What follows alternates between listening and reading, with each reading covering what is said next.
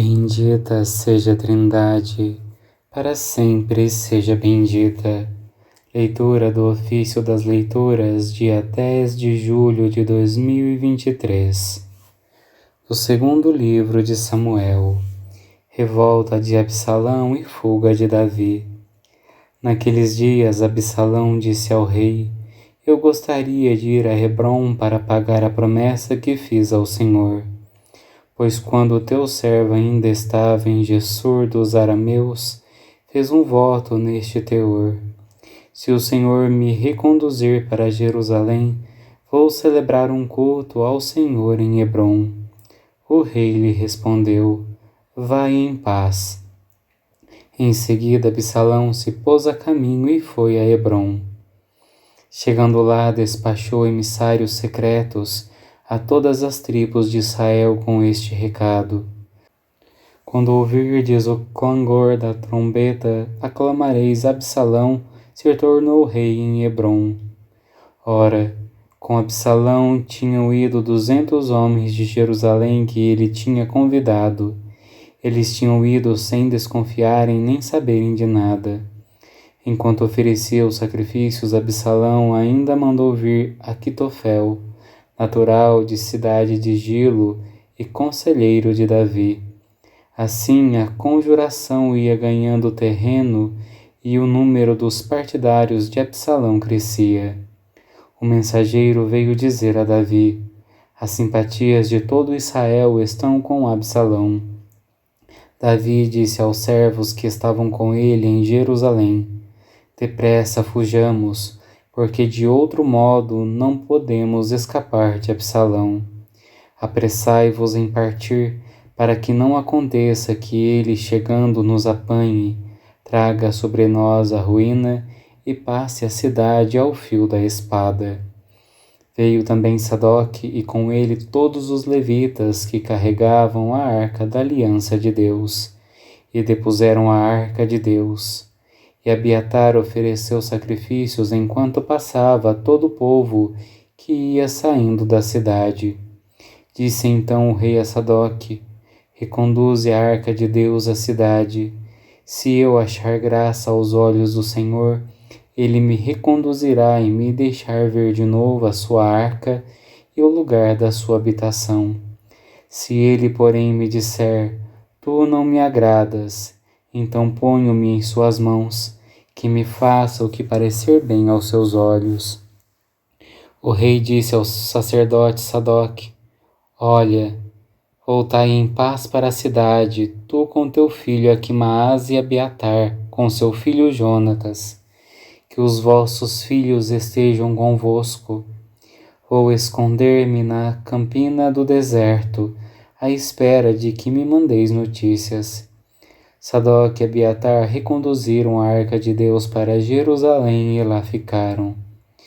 Davi caminhava chorando enquanto subia o Monte das Oliveiras, com a cabeça coberta e os pés descalços. E todo o povo que o acompanhava subia também chorando, com a cabeça coberta. Quando o rei chegou a Baurim, saiu de lá um homem da parentela de Saul chamado Semei, filho de Gera, que ia proferindo maldições enquanto andava. Atirava pedras contra Davi e contra todos os servos do rei. Embora toda a tropa e todos os homens de elite seguissem agrupados à direita e à esquerda do rei Davi. Semei amaldiçoava-o, dizendo: Vai-te embora, homem sanguinário e criminoso. O Senhor fez cair sobre ti todo o sangue da casa de Saul, cujo trono usurpaste, e entregou o trono ao teu filho Absalão. Tu estás entregue à tua própria maldade, porque és um homem sanguinário. Então Abisai, filho de Sárvia, disse ao rei: Por que há de este cão morto continuar amaldiçoando o Senhor, meu rei? Deixa-me passar para lhe cortar a cabeça. Mas o rei respondeu: Não te intrometas, filho de Sárvia. Se ele amaldiçoa, e se o Senhor o mandou amaldiçoar a Davi, quem poderia dizer-lhe por que faz isso? E Davi disse a Abisai e a todos os seus servos: Vede, se meu filho que saiu das minhas entranhas atenta contra a minha vida, com mais razão esse filho de Benjamim. Deixai-o amaldiçoar conforme a permissão do Senhor. Talvez o Senhor leve em conta a minha miséria, restituindo-me a ventura em lugar da maldição de hoje. E Davi e seus homens seguiram adiante, enquanto Semei caminhava no flanco do monte, e o acompanhava proferindo maldições, atirando-lhe pedras e espalhando poeira no ar. Até mesmo o amigo em quem mais confiava, que comia o meu pão, me calcou sob os pés. Um de vós me trairá, que comigo está à mesa, que comia o meu pão e calcou sob os pés. Da Carta aos Coríntios de São Clemente I, Papa, escrito do século I. Procure cada um o que é útil para todos e não o próprio interesse. Está escrito: uni-vos aos santos, porque os que deles se aproximam serão santificados. E ainda em outro lugar: com o inocente serás inocente, com o eleito serás eleito, e com o perverso usarás de astúcia. Por isso nos unimos aos inocentes e aos justos. Eles são eleitos de Deus. Porque há entre vós lutas, cóleras, dissensões, divisões e guerras? Porventura não temos um só Deus, um só Cristo e um só Espírito da graça derramado sobre nós, e não há uma só vocação em Cristo? Porque arrancamos e despedaçamos os membros de Cristo e nos revoltamos contra nosso próprio corpo e chegamos à loucura de esquecer que somos membros uns dos outros? Lembrai-vos das palavras de nosso Senhor Jesus: ai daquele homem! Melhor que fora não ter nascido do que escandalizar a um de meus eleitos.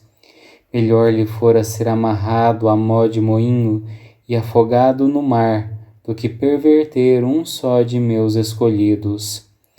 Vossa divisão perverte a muitos, lança a muitos no desânimo, a muitos na hesitação, a todos nós na tristeza. Causa-nos a todos aflição, e ainda persiste vossa sedição. Tomai da carta de São Paulo. Qual a primeira coisa que vos escreve no início da Boa Nova? De certo, inspirado por Deus, o apóstolo vos escreveu acerca de si mesmo, de Cefas e de Apolo, porque já então havia entre vós facções e partidos. Esta facção, porém, era o vosso menor pecado. Com efeito, vós vos inclinastes ante o ilustre testemunho dos grandes apóstolos e da pessoa por eles autorizada. Vamos, portanto, depressa acabar com isso.